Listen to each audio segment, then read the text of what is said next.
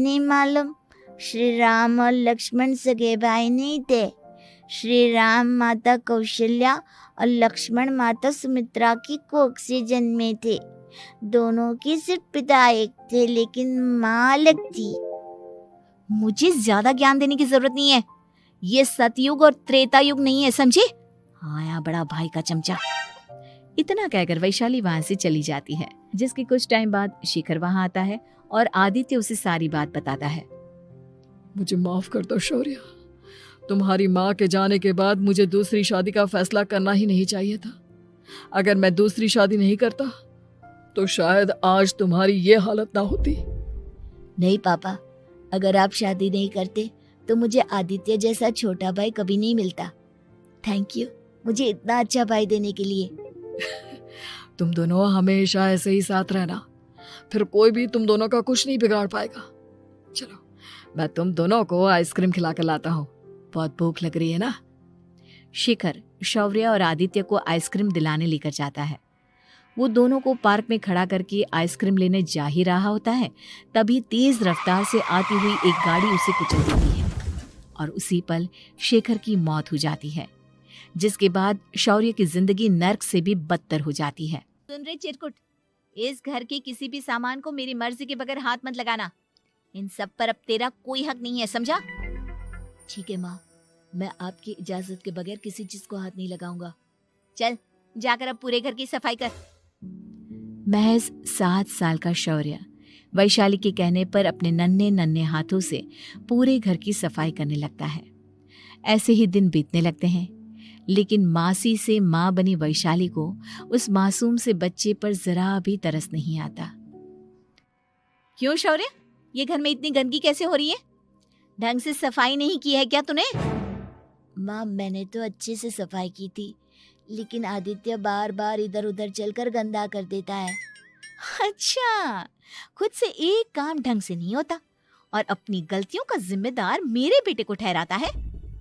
इतना कहकर वैशाली बांस का डंडा उठाकर शौर्य को जोर जोर से मारने लगती है। तभी वहां वैशाली के मायके वाले भी आ जाते हैं और उसकी सारी करतूतें देख लेते हैं। माँ मैं ऐसा क्या करूं जिससे आप मुझे भी आदित्य के जितना प्यार करोगी? बोलिए ना माँ, मेरे क्या करने से आपके अंदर मेरे लिए ममता जागेगी? वैशाली शौर्य की एक नहीं सुनती, उसके ऊपर डंडे बरसाती जाती है। हद पार होते देख वैशाली की माँ उसका हाथ पकड़ती है और जोर से उसे थप्पड़ मारती है। यही सब करने के लिए तूने दामाद जी से शादी की थी? हमने सपने में भी तुझसे ऐसी हरकत की उम्मीद नहीं की थी। तू माँ नहीं, माँ के नाम पर एक धब्बा है। बस कीजिए माँ, आदित्य के इस दुनिया में आने से पहले मैंने इसे बहुत प्यार किया था, लेकिन अब जब मेरी खुद की औलाद है तो मैं किसी और के बच्चे से प्यार क्यों करूं? अरे नालायक औरत, जिसे तू किसी और का बच्चा कह रही है वो तेरी खुद की सगी बहन का बच्चा है। बहन है तो क्या हुआ, मेरे अपने बच्चे से बढ़कर तो नहीं हो सकता ना ये कभी। अगर यही बात थी तो तू हमें पहले बता देती, हम शौर्य को अपने साथ ले जाते। उसे इस तरह प्रताड़ित करने की क्या जरूरत थी? अगर आपको लेकर जाना है ना तो ले जाइए इसे, मैं नहीं रोकूंगी। नहीं माँ, मुझे कहीं नहीं जाना, मुझे आपके साथ ही रहना है। मैं तेरी कोई माँ बाबा नहीं हूँ, तेरी माँ मर चुकी है, समझा? अब निकल जा मेरे घर से। माँ आप बहुत गंदी हो, मुझे भी नहीं रहना आपके साथ, मैं भी भाई के साथ ही जाऊंगा। अरे तू क्यों जाएगा, तू तो मेरा सगा बेटा है, जाने दे इसे। हम यहाँ ऐश से रहेंगे, तुम्हारे पापा बहुत सारी जमीन जायदाद छोड़ गए हैं तुम्हारे लिए। नहीं माँ, मुझे भाई के साथ जाना है। आप अच्छी नहीं हो, आप बहुत बुरी हो, आप भाई को बहुत परेशान करती हो। देख वैशाली, तुझसे ज्यादा समझ तो इस मासूम बच्चे में है। ये तेरे बुरे कर्मों का ही नतीजा है, जो आज तेरी सगी औलाद खुद से तुझे ठुकरा रही है। आदित्य, तुझे इस शौर्य ने भड़काया है ना मेरे खिलाफ? नहीं माँ, मुझे किसी ने भड़काया नहीं, पर मैं सब देखता हूँ, सब समझता हूँ।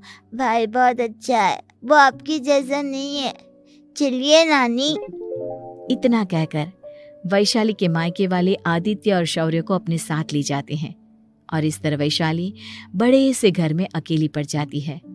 2 बेटों के होते हुए भी आज उसे माँ कहकर बुलाने वाला कोई नहीं होता।